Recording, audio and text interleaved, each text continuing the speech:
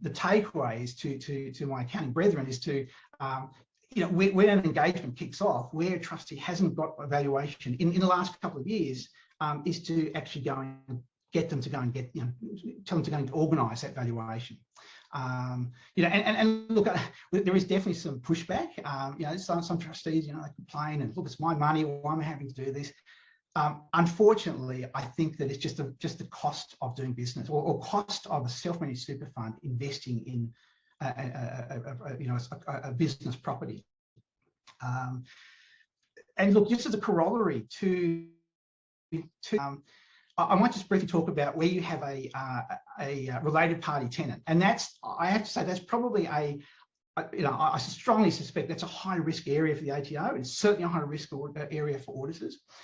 And in that instance, the obvious sort of risks are that the rent being paid is too low, and effectively the fund is propping up the business, or it's too high, and then we've got all sorts of gnarly issues, and there's almost trying to circumvent the contribution rules.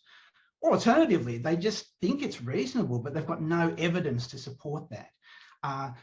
It makes sense that when trustees are organising these valuations for their clients that have these commercial properties, where there's a related party tenant, I strongly urge you to also, you might even have to get involved yourself and tell the real estate agent, look, please also give us a market value assessment of the rent.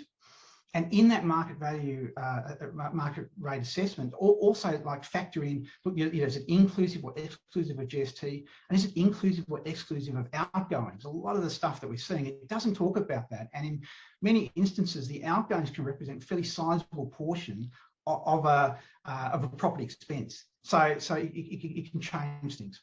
In a perfect world, all that will be spelled out, and just provide comfort. It just it basically means that the compliance issues that come with having a related party tenancy can be sort of put to one side, and you've done the best case on that.